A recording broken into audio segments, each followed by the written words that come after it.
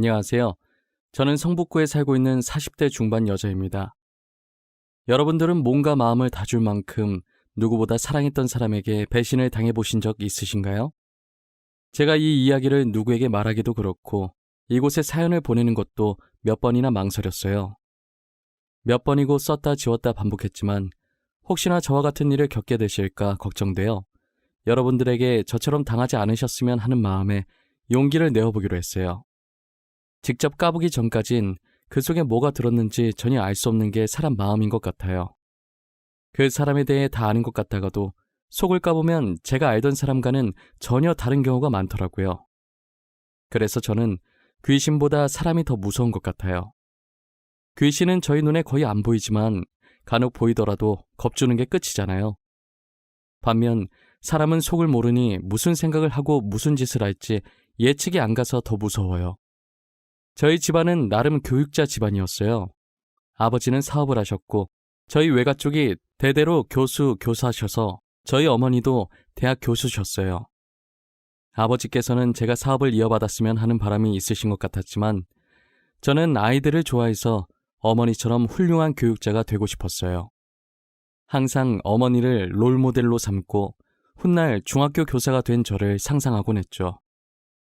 그런데 제가 중학생이 되던 해에 어머니께서 갑자기 돌아가신 거예요. 평소 건강해 보이셨기 때문에 어머니의 사망 소식은 제게 더 충격이었죠. 어머니는 평소처럼 수업 준비하다가 갑자기 심장마비가 와서 돌아가셨다고 하더라고요. 알고 보니 어머니께서는 어렸을 때부터 심장이 약하셨대요. 그래서 깜짝깜짝 놀라는 공포영화 같은 것도 못 보고 친구들끼리 놀래키는 장난 같은 건 일절 치지 않으셨다고 아버지께 들었어요. 저는 어렸을 때부터 철이 일찍 들었던 터라 제가 울면 어머니께서 편히 못 가실까봐 울지도 않고 의젓하게 아버지 곁을 지키면서 어머니를 잘 보내드렸어요. 오히려 저보다는 아버지께서 더 슬퍼하셨고 태어나서 처음으로 아버지께서 우는 모습을 보게 됐죠. 늘 가장으로서 위험 있는 모습만 보다가 이렇게 무너진 모습을 보니 마음이 너무 안 좋더라고요. 그래도 장례식을 마치고 얼마 지나지 않아서 다시 평상시 모습으로 돌아오셔서 다행이었어요.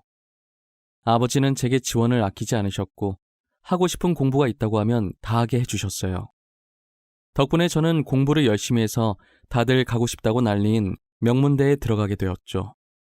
대학교 입학할 때까지 공부만 하며 살아왔기 때문에 남자친구를 제대로 사귀어 본 적이 없어요. 고등학생 때 몇 번 사귀긴 했었지만 공부하느라 바빠서 남자친구와 만나서 데이트할 시간이 없었어요. 그래서 헤어진 적이 많았고 매번 그런 식으로 반복되다 보니 연애를 해봤다고 할 수도 없었죠. 저는 대학생 때 우연히 친구 따라 꽈팅이라는 곳에 한번 나간 적이 있어요. 다들 대학 가면 꽈팅에 대한 로망들이 다 있잖아요. 그래서 저도 한번 나가보고 싶었는데 친구가 딱 마침 같이 가자고 제안하더라고요. 애초에 다들 진지하게 만날 생각은 없었고 그 분위기만 즐기는 거라 선뜻 알겠다고 한 것 같아요. 그날 하루 노는 건데도 옷도 여러 벌 사고 화장품도 몇 개씩 사고 난리도 아니었던 것 같아요. 제가 유난인가 싶었는데 꽈팅 날에 가보니 제 친구들도 만만치 않게 한껏 꾸미고 왔더라고요. 평상시에 다 늘어난 추리닝에 과잠 입고 안경 끼고 다니던 애들이 하나도 안 보이는 거예요. 우린 평소와 완전 다른 서로의 모습을 보고 까르르 웃으면서 놀리기 바빴어요. 수업할 때까진 아무 생각이 없었는데 막상 수업을 마치고 꽈팅 시간이 다가오니 떨리더라고요. 괜히 입이 바짝바짝 말라서 물을 얼마나 마셨는지 모르겠어요. 저는 국어 국문학과였고 상대는 의학과였어요. 공부만 하던 사람들이라 분위기가 많이 어색할 줄 알았는데 의외로 의학과 분들이 잘 노시더라고요. 먼저 분위기를 풀어주셔서 저희도 편하게 섞여서 놀 수 있었어요. 어차피 즐기러 간 자리라서 내숭 떨지도 않았고 평상시 제가 하던 대로 행동했었어요. 그런데 그 모습이 털털해 보이고 좋아 보였나 봐요. 이제 슬슬 정리하고 가려고 하는데 한 남학생이 제게 번호를 물어보더라고요. 누군가 제게 번호를 묻는 경우는 처음이어서 살짝 망설이다가 연락처를 찍어줬어요. 제게 연락처를 물어본 사람은 의학과 학생들 중에 제일 나이가 많았었어요. 학교에 입학하자마자 자기 길이 아니라고 생각하고 휴학해서 군대를 갔다 왔었대요. 그런데 집안에서 의사 아니면 안 된다고 하는 바람에 결국 다시 복학을 했다더라고요. 저는 연상을 좋아했기 때문에 저보다 나이 많다는 얘기를 듣고 더 호감이었던 것 같아요. 그리고 몇 번 데이트 신청을 하시길래 만난 적이 있었는데 만날 때마다 매너가 너무 좋았어요. 한 번은 엄청 분위기 좋은 카페에서 제게 고백을 하더라고요. 저는 제대로 된 연애는 처음이기도 하고 만난다고 해서 다 결혼하는 건 아니니까 처음엔 이 남자와 가볍게 연애를 시작했어요. 그런데 알면 알수록 너무 다정하고 세심해서 남자친구에 대한 제 마음이 점점 커지더라고요. 남자친구는 의대생이라 저보다 할 일이 많아서 학교 생활을 바쁘게 보내고 있긴 했지만 저를 만날 시간을 꼭 내서 틈틈이 데이트를 자주 하는 편이었어요. 예과생 때는 그렇게 데이트를 자주 했었는데 본과생이 되고 나서는 예전보다 자주 못 보게 되더라고요. 그래도 서로에 대한 마음은 변함이 없었어요. 어느덧 시간이 흘러서 저는 임용시험을 준비하고 있었고 남자친구는 전문의 준비를 하고 있었어요. 평소처럼 공부를 하고 있는데 속이 니글니글한 게 이상하더라고요. 제가 스트레스 받으면 자주 체하는 편이어서 이번에도 체했나 싶어서 대수롭지 않게 여겼어요. 그러다 옆에 있던 물을 마시려고 하는데 물 비린내가 심하게 느껴지는 거예요. 살면서 한 번도 물 비린내를 느껴본 적이 없었는데 갑자기 이러니 당황스럽더라고요. 마시려고 입에 대려하면 헛구역질까지 나서 결국 물을 못 마셨어요. 그날 하루 종일 아무것도 못 먹었고 병원에 가야 하나 생각하던 와중에 설마 하는 생각이 들더라고요. 급하게 예정일을 확인해보니 원래라면 지난주에 했어야 했는데 아직 안 하고 있었어요. 저는 스트레스 때문에 불순이인 거라고 제발 그것만은 아니길 바라는 마음이 간절했지만 제 바람과는 다르게 테스트기를 해보니 2줄이 선명하게 찍혀 있었어요. 2줄을 보는 순간 저는 망했다면서 제 머리를 잡아 뜯었어요. 이게 제 잘못만은 아니기 때문에 남자친구한테 알려야 할 것 같아서 테스트기 사진을 보냈어요. 바빠서 못 볼 줄 알았는데 제가 사진을 보내자마자 전화가 오더라고요. 방금 보낸 사진 뭐야? 설마 임신 테스트기야? 이거 너 거야? 나한테 장난치는 거 아니지? 지금 만우절 아니야. 만우절 3일 남았는데. 장난치는 거 아니고 저거 내 거 맞아. 방금 해본 거야. 오늘 속이 너무 안 좋아서 혹시나 싶어서 해봤는데 2줄 나왔어. 진짜야? 너 임신한 거야? 우리 엄마 아빠 되는 거야? 병원은? 지금 바로 가야 하는 거 아니야? 속 안 좋은 거 말곤 아픈 데 없지? 아픈 곳 없고 병원은 조금 이따 가보려고. 오빠는 걱정 안 돼? 우리 아무것도 준비한 게 없잖아. 아직 제대로 된 직장이 있는 것도 아니고 말이야. 이 아이 낳는 게 맞는 걸까? 무슨 말 하는 거야? 우리 얘기 듣겠다. 내가 너 먹이 살리면 되는데 뭐가 걱정이야? 우리 얼른 부모님께 인사드리자. 배 불러오기 전에 결혼해야지. 임신했다고 하면 남자친구가 엄청 고민할 줄 알았는데 망설임도 없이 결혼하자고 하는 거예요. 제게 1초도 고민 안 하고 낳자, 결혼하자 하는데 솔직히 너무 설레고 듬직했어요. 저는 임신해서 바로 결혼할 수 있을 줄 알았는데 부모님 반대가 심하더라고요. 애지중지 키운 딸이 남자친구가 있다는 사실도 몰랐는데 거기에 임신까지 했다고 하니 저희 아버지는 뒷목을 잡으셨죠. 그래도 자식 이기는 부모 없다고 제가 좋다고 하니 결혼을 허락해 주시더라고요. 그런데 문제는 남자친구의 어머니, 즉 제 시어머니 되실 분이셨어요. 남자친구는 저처럼 아버지를 일찍 여의고 홀어머니 밑에서 자랐었어요. 남자친구가 의사가 되길 간절히 바라셨던 분도 시어머니셨죠. 이제 정식으로 의사가 될 날이 얼마 남지 않았는데 결혼을 한다고 하니 당연히 탐탁지 않아 하셨죠. 더군다나 저는 아직 직장이 없는 상태니 더 그러셨던 것 같아요. 의사가 되면 능력 좋은 여자들이 줄을 설 텐데 저같이 직장 없는 며느리가 반가우실까요? 시어머니께서 너무 반대하셔서 어떻게 해야 하나 싶었는데 남자친구한테 좋은 생각이 있다는 거예요. 그러더니 제 손을 잡고 어디론가 가는데 도착해서 보니 저희가 온 곳은 구청이었어요. 뭐야? 설마 내가 생각하는 그런 거 아니지? 오빠 미쳤어? 어머님 알면 어쩌려고 그래. 나 어머님 무섭단 말이야. 너가 생각하는 그거 맞을걸? 나 안 미쳤어. 뒷일은 내가 책임질 테니까 나만 믿어. 우리가 혼인신고해버리면 어머님도 뭐라 말 못할걸? 그래도 이건 아닌 것 같아. 아무리 생각해도 이건 아니야. 다른 방법을 찾아보자. 더 괜찮은 방법이 있을 수 있어. 천천히 생각해보자. 응? 제가 아무리 말려보려고 해도 남자친구는 완강하더라고요.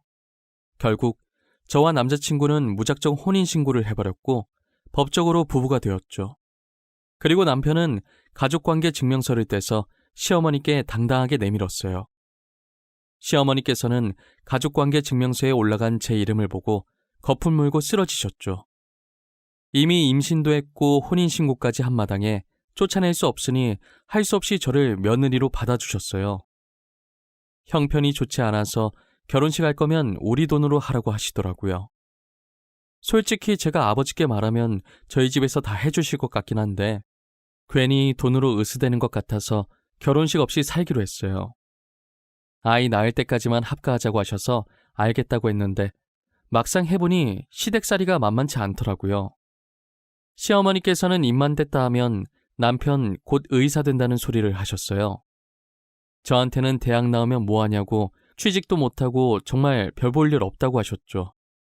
그럴 때마다 댁 아들 때문에 임신하는 바람에 교사 준비한 것도 다 물 건너갔다고 소리치고 싶은 거 참느라 정말 애 많이 썼어요.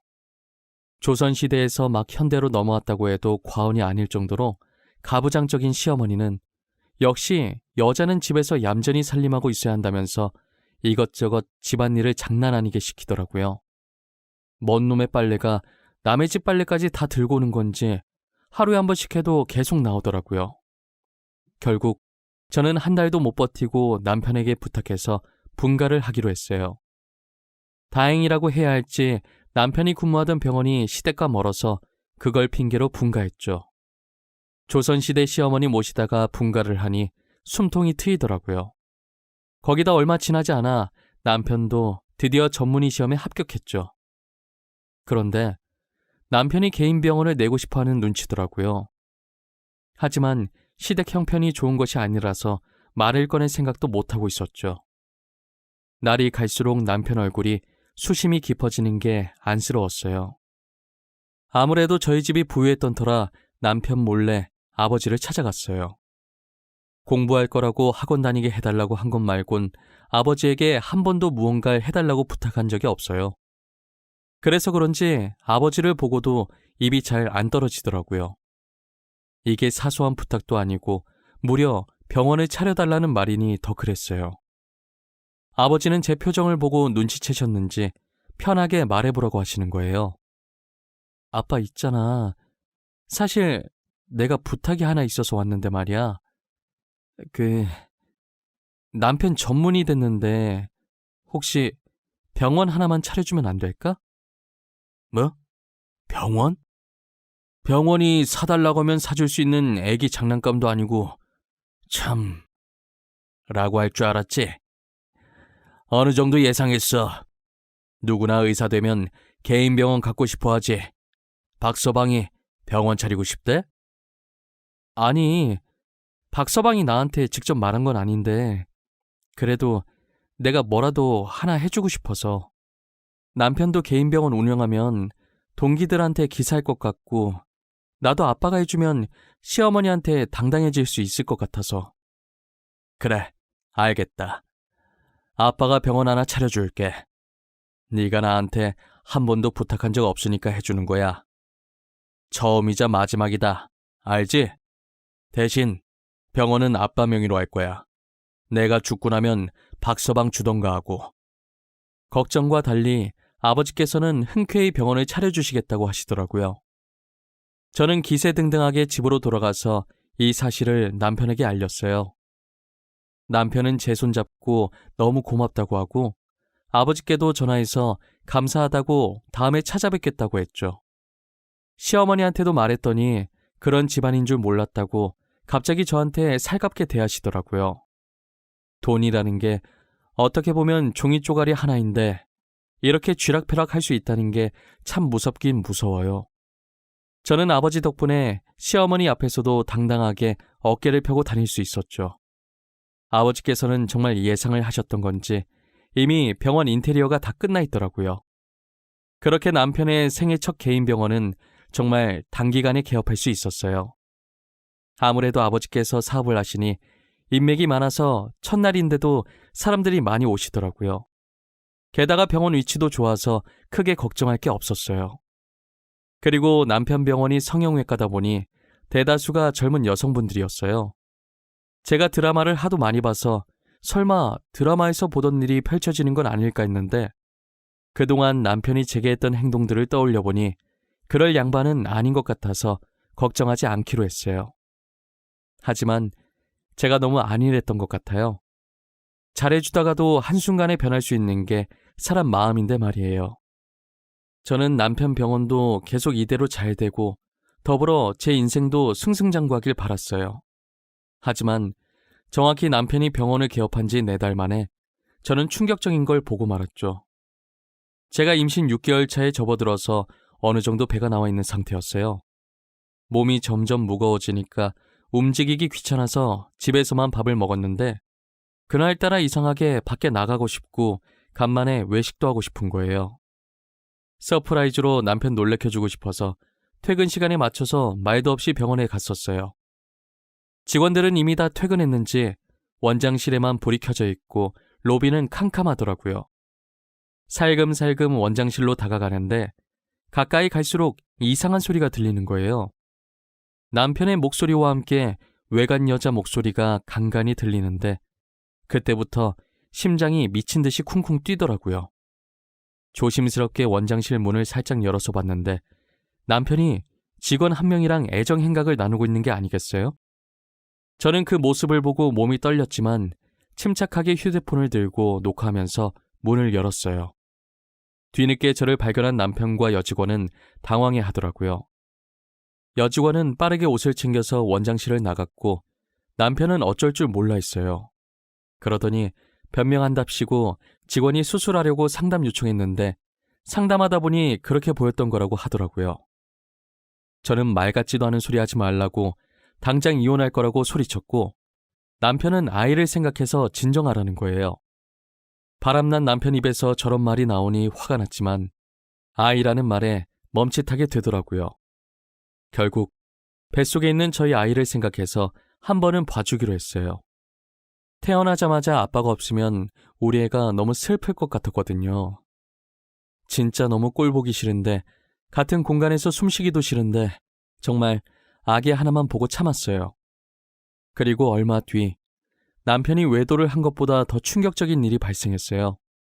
바로 저희 아버지께서 사고로 세상을 떠나신 거예요. 평소 혼자 안 다니시는 양반인데 그날은 비서도 없이 혼자 나갔다고 하더라고요. 비서한테 말도 없이 나가서 비서분도 어디 가시려다가 사고 난 건지 전혀 모르고요. 외진 곳에서 발견됐는데 아무리 생각해도 아버지께서 거기에 갈 일이 없었어요. 하지만 증거가 없어서 아버지를 그렇게 만든 범인을 잡을 수 없었고 결국 저희 아버지 사건은 미제 사건으로 분류되었죠. 아버지께서 세상을 떠났다는 충격에 결국 유산을 하고 말았어요. 저는 수술한다고 아버지 빈소도 못 지켜드렸고 대신 비서께서 제 빈자리를 채우고 계셨죠. 남편은 제 병실에도 없었고 아버지 장례식장에도 안 보였어요. 제가 아버지 장례식을 마치고 집으로 들어갔는데 제 몸과 마음을 다 추스리기도 전에 남편이 기다렸다는 듯이 제게 이혼하자고 이혼 서류를 들이밀더라고요. 아버지께서 병원 차려주시면서 아버지가 세상을 떠나게 되면 병원을 남편에게 주기로 했었는데 이제 병원이 자기 손에 들어오게 되니 더 이상 제가 필요 없다고 생각한 것 같아요. 남편이 건네준 이혼 서류를 보니 합의 이혼이라고 적혀 있더라고요. 제가 일방적으로 이혼 당하는 건데 이게 어떻게 합의 이혼인가요? 저는 이혼해주겠다고 하고 이혼 소송을 걸었어요. 그때 남편 병원에서 찍은 영상이 남아있었기 때문에 남편의 불륜으로 위자료를 받아낼 수 있었어요.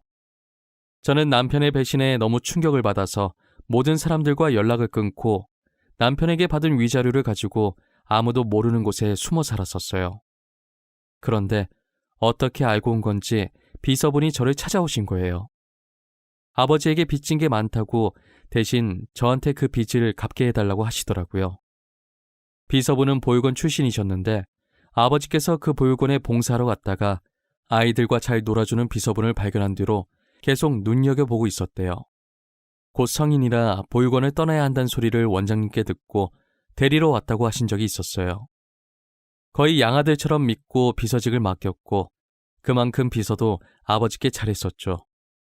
늘 저희 아버지를 친아버지처럼 생각하셨었거든요. 저랑은 어색한 사이였는데 아버지 돌아가시고 제게 도움을 많이 주시려고 노력하셨어요. 회사는 서울에 있고 저는 강원도로 피해 왔었는데 거의 출퇴근하다시피 제 집을 왔다 갔다 하시면서 상태가 어떤지 살피시더라고요. 아버지 유언장에 회사를 저한테 주기로 하셨었는데 안 받으려다가 아버지 유언이시니까 바지 사장으로 올려놓고 실질적인 대표 업무는 비서분이 다 하고 계셨어요. 저는 기댈 곳이 비서분밖에 없었고 비서분도 가족이 없으니 자연스럽게 저한테 기대시더라고요. 그러다가 비서분께 그냥 둘이 같이 살면 어떻겠냐고 해서 저는 비서분과 재혼을 하게 되었어요.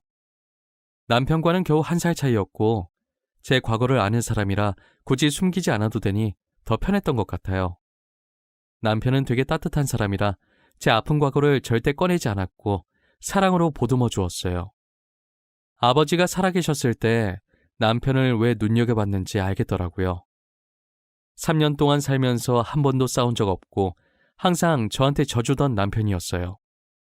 그러다 한 번은 남편이 조심스럽게 예전에 아버지가 살았던 집 얘기를 꺼내는 거예요.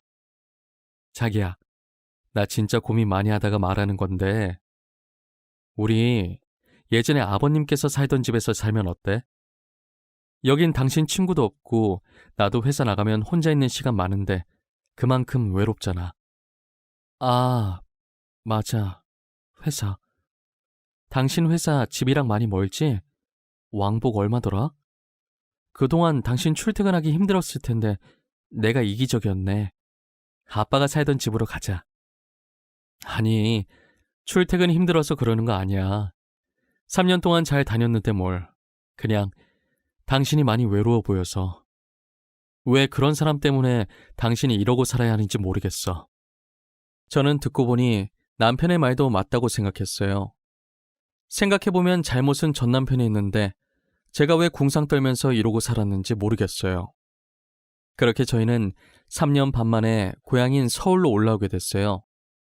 남편은 한쪽에서 이삿짐을 풀고 있었고 저는 오랜만에 다시 만난 집을 둘러보고 있었어요. 아무도 없는 집치곤 깔끔하길래 놀랐는데 알고 보니 남편이 주말마다 와서 관리해줬더라고요. 저도 신경 안 쓰고 있던 아버지 집을 남편이 소중히 관리해줬다니 고마워서 눈물이 고였어요. 이삿짐을 풀고 있는 남편을 보면서 눈물이 흐를랑 말랑 하고 있는데 누가 뒤에서 제 이름을 부르더라고요. 지하은 씨? 지하은 씨 맞으시죠? 3년 동안 찾아왔었는데 아무도 안 계시다가 드디어 만나 뵙네요. 저는 지은석 씨 전담 변호사였던 김철우라고 합니다. 안녕하세요. 아, 네, 안녕하세요. 근데 변호사님께서 3년 동안 저희 집엔 어쩐 일로... 혹시 저한테 무슨 볼 일이라도 있으신 거예요? 지은석 씨 앞으로 건물이 하나 있었잖아요. 성형외과 건물 말이에요. 그 건물 때문에 말씀드릴 게 있어서 왔습니다. 전화도 드렸었는데 없는 번호라 떠서 전달이 늦었네요. 아버지 유언장대로면 이미 전 남편 명의로 넘어갔어야 할 병원인데요. 그 건물에 무슨 문제라도 생긴 건가요? 그럼 전 남편에게 연락해 보셔야 할 것 같아요. 무슨 소리세요? 지은석 씨께서 유언장에 그 병원을 지하은 씨 앞으로 해달라고 하셨었어요. 아, 그리고 병원도 병원인데 혹시 지은석 씨가 사용하시던 휴대폰 잠깐 볼 수 있을까요? 저희 아빠 휴대폰이요? 어디 놔뒀는지 몰라서 집안에서 찾아봐야 할 것 같은데 아빠 휴대폰에 뭐가 있나요? 저도 그게 궁금해서요. 사망 직전에 저한테 사진인가 영상 보낼 거 있다고 하셨는데 못 받았거든요. 근데 영 찝찝해서요. 그래서 뭘 보내려고 하신 건지 확인해 보려고요. 변호사의 말에 저와 남편은 폰 안에 뭔가 큰 게 있을 것 같다는 생각이 들었어요. 아버지가 돌아가신 날 경찰에게 받은 유품들을 그대로 아버지 옷장에 넣어놨었거든요. 유품이 들어있는 상자를 뒤지기 시작하는데 제일 밑에 휴대폰이 들어있더라고요. 제가 손을 너무 떨자 남편이 가져가서 폰을 켰어요. 3년 만에 켜는 거다 보니 배터리가 없어서 켜지지가 않았고 저희는 급하게 충전선을 연결했어요. 충전선을 연결하자마자 아버지의 휴대폰이 켜지더라고요. 곧장 사진첩으로 들어갔는데 그때 생각하면 아직도 아찔해요. 영상 하나가 들어있었는데 아버지께서 사고를 당해 쓰러지는 순간에 마지막까지 남은 힘을 쏟아서 찍은 영상 같았어요. 아버지는 자신을 치고 떠나는 차를 찍는데 그 차 주인은 전 남편이었어요. 저는 차 번호판을 보자마자 너무 놀라서 입을 막고 소리를 질렀죠. 알고 보니 전 남편이 불륜도 들켰겠다, 병원이라도 가지려고 일부러 그랬던 것이었어요. 변호사께서는 그 영상을 보시고 아버지께서 유언장 수정하시면서 계속 악몽을 꿨다고 했는데 그게 이런 일이 생기려고 그랬던 것 같다고 하셨어요. 사실을 알게 된 이상 더 이상 전 남편을 가만히 둬서는 안 될 것 같았어요. 저는 전 남편이 운영하고 있던 병원을 다른 사람에게 넘겨버렸어요.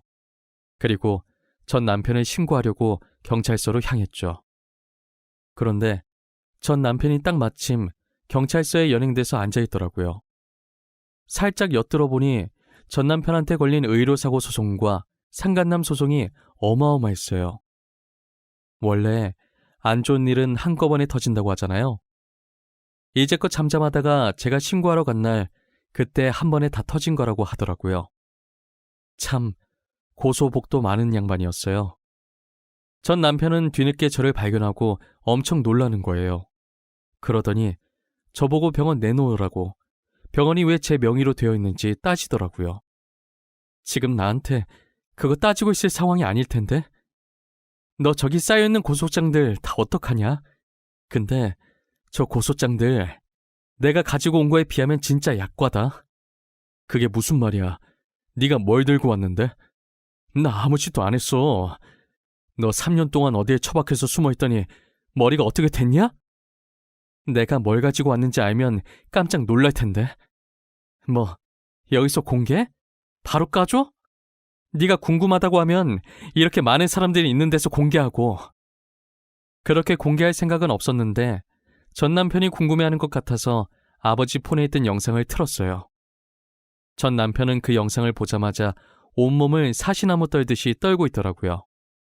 저는 새침하게 휴대폰을 다시 넣고 전 남편을 향해 살짝 웃어주고 뒤돌았어요. 그리고 곧장 전 남편을 저희 아버지 사건 범인으로 신고했죠. 결국 전 남편은 징역형을 살게 되었고, 그리고 전 남편에게 걸려있는 소송들 위자료 때문에 시어머니께서 똥줄이 빠지게 돈 구하고 다니시는 것 같더라고요. 드라마처럼 엄청난 복수를 해주고 싶었는데 그렇게 하면 저도 법에 걸리기 때문에 할 수가 없었어요. 속이 완전히 후련해지진 않았지만 그래도 아버지 억울함 정도는 조금 풀 수 있어서 다행이에요. 저희 남편은 이제라도 범인 찾아서 다행이라고, 아마 안에서 천벌받고 있을 거라고 저를 위로해줬어요. 현재 제 남편은 아버지께서 제게 남겨주신 선물 같은 사람이에요.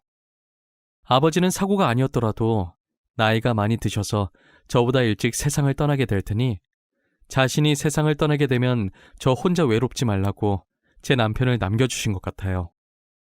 남편은 제게 때로는 아버지였다가 때로는 친구였다가 그리고 인생의 동반자인 소중한 존재입니다. 다른 것들은 다 잃어도 지금 남편만큼은 절대 잃고 싶지 않아요. 평생 지금처럼만 서로 이해하며 알콩달콩 잘 살았으면 좋겠어요. 이제는 저도 무거운 마음을 내려놓고 행복해질 때가 되지 않았을까 싶네요. 저의 긴 이야기는 여기서 끝입니다. 지금까지 들어주셔서 감사하고 여러분들은 저 같은 일 겪지 마시고 꼭 행복해지시길 바랄게요.